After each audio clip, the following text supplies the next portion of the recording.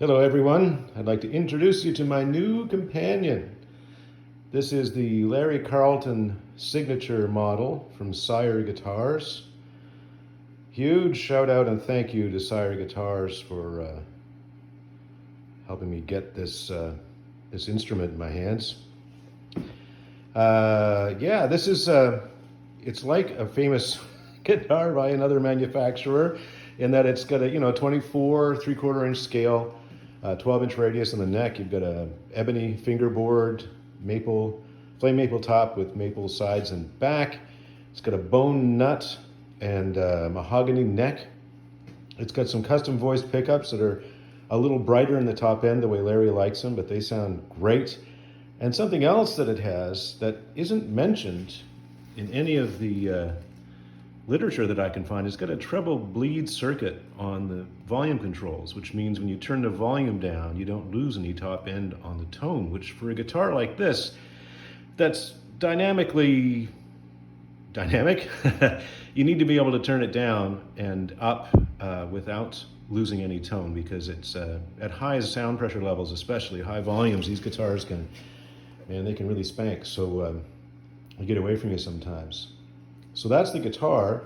Plus it's really pretty too. I think it's got a vintage sunburst. These are very affordable instruments, and I think Sire are cutting some new ground in offering really great instruments at a modest price. And get instruments in people's hands so they can play them.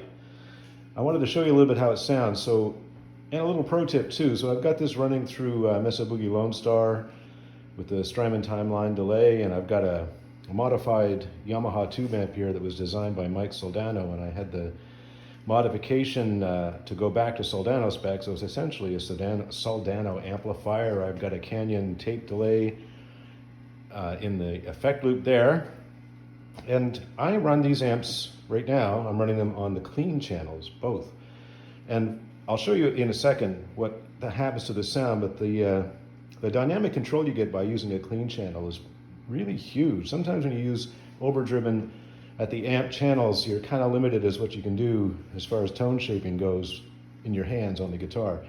So I run these amplifiers together at the same time using that radial ABY box you can see there, or this guy right there.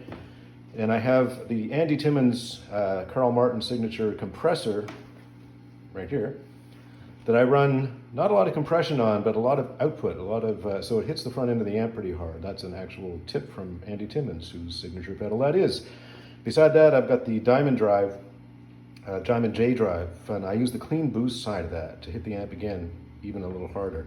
A lot of this other stuff isn't hooked up, it's just a recording day, so there's a bit of a mess. Let me just sit this here on the stand. Okay, we're back.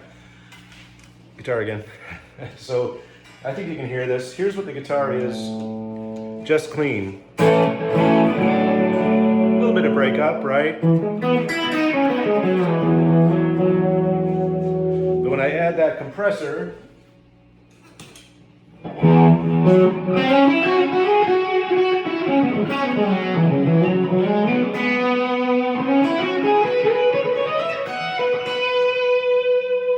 really makes the sound a lot bigger. It even has like it almost sounds like voltage sag that you get on a tube amp when it's turned up really loud.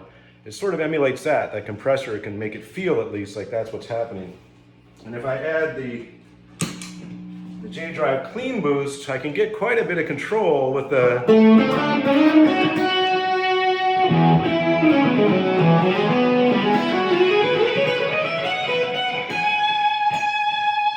which is full on kind of solo mode, but I can also roll back the volume, and you can hear that it cleans up really well and doesn't lose that top end. That's the treble bleed circuit working. So as you're comping along, when it comes to your time to step out, you just notch the volume.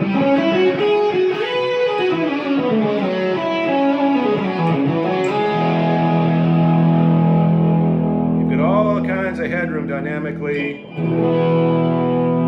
and no loss of tone. That's using the clean channel in both amps. So, pro tip.